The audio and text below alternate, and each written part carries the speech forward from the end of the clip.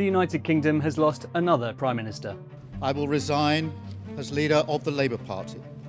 With Keir Starmer stepping down, his replacement will be Britain's 6th Prime Minister in just 7 years. Downing Street's longest-serving occupant is now Larry the Cat, who's outlasted them all. It's very much become a learned behaviour. The Prime Minister looks as though they're dragging the party down in the polls. You've been the Prime Minister. With Brexit, the COVID pandemic and war in Europe, it hasn't been an easy time to govern. But how did a country that was once a beacon of political stability get to this point? And how could Britain's likely next leader, Andy Burnham, fare any better? For the latest on this and all the world's biggest stories, don't forget to subscribe to AFP. At the annual remembrance ceremony for Britain's war dead, more ex-Prime Ministers now attend than ever before. Not so long ago, it was common for British Prime Ministers to be in office for over a decade. Margaret Thatcher covered all of the 1980s, Tony Blair 11 years from the late 1990s, and David Cameron made it past the 6-year mark. But since 2016, things have moved a lot more quickly. The country's streak of short-serving Prime Ministers began when Cameron resigned the morning after the Brexit referendum in 2016. It has been the greatest honour of my life to serve our country as Prime Minister over these last 6 years. Cameron had campaigned for Britain to stay in the European Union. So when voters chose to leave, he stepped down. Brexit was a seismic shock for the UK, bringing decades of closer cooperation with the rest of Europe screeching to a halt. Tax and trade rules had to be rewritten, while EU and British citizens lost the automatic right to live and work in each other's countries. The challenge was increased by the fact that Brexit's main supporters had never had to fully define their plans, beyond leaving the EU.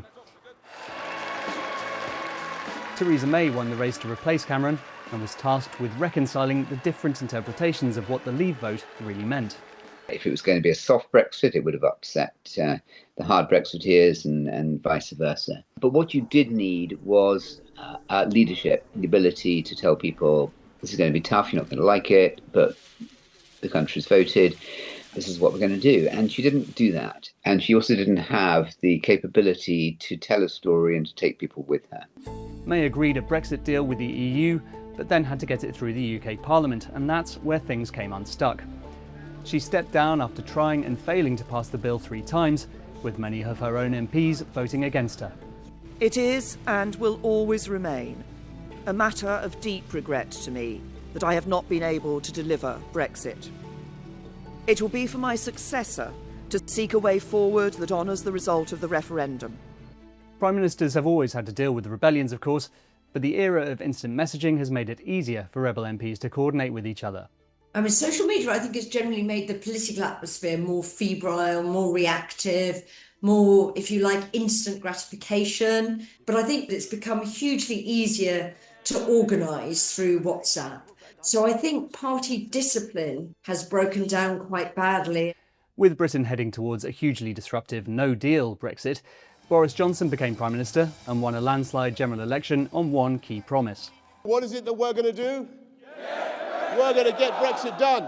3, 2, 1. Johnson did manage to reach an exit agreement with the EU by the time the UK left on the 31st of January 2020, but just weeks later, his premiership was derailed by a major external threat.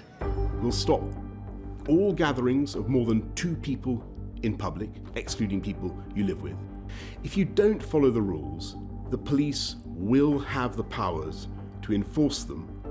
The COVID-19 pandemic brought Britain and much of the world to a standstill, and Johnson himself was hospitalised with the virus in intensive care for 3 days.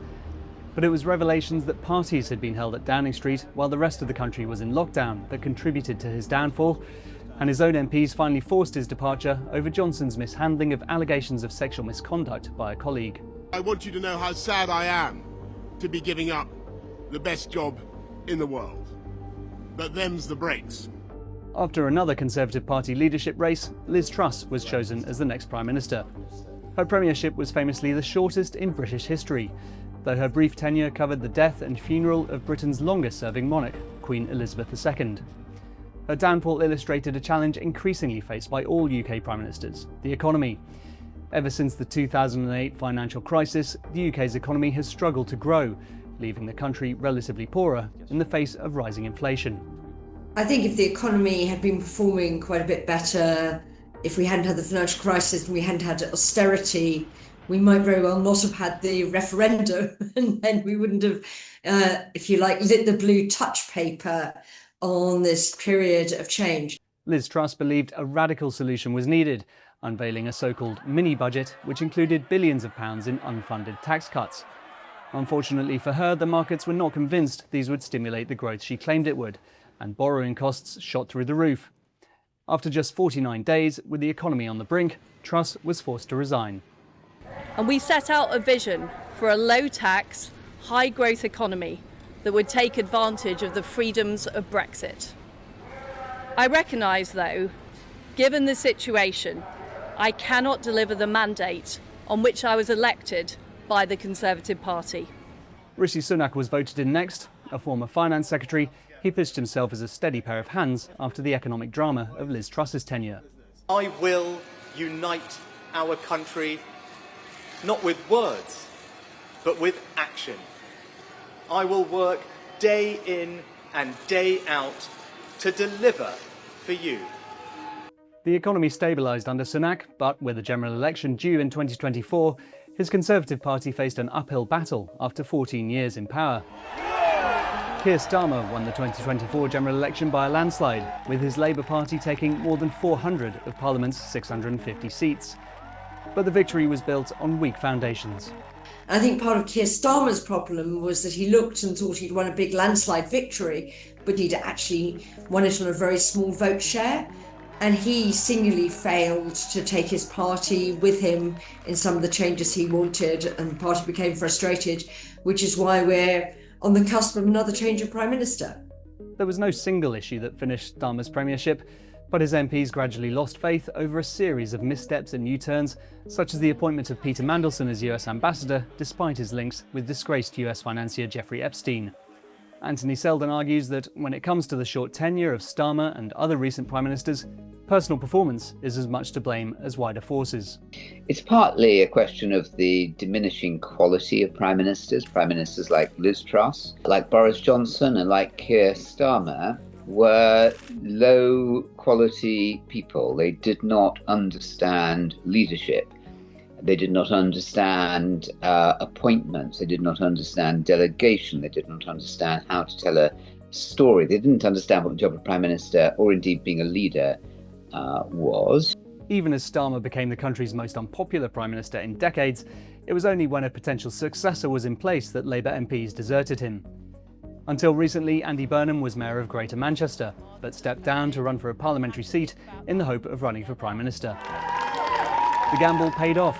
Burnham won the seat and is now the only candidate to replace Starmer as Labour Party leader. So, what could he do to avoid the fate of his recent predecessors? He may get lucky that I think Labour will think we can't possibly have another Prime Minister in this Parliament, so we've got to make the best of Andy Burnham. What I think he will need to do is to signal a few areas where he thinks he can really deliver tangible change within the lifespan of the rest of this Parliament, so maximum 3 years. He needs to realise that the first month is the golden month when you can do anything, indeed your first 3 months. And all the more so when there's been this rapid churn of leaders, he can say, look, you might not like it, but if you throw me out, the country's going to be in a desperate position, so will the Labour Party. Tough, you're going to do what I tell you. Labour MPs have already given Burnham their backing.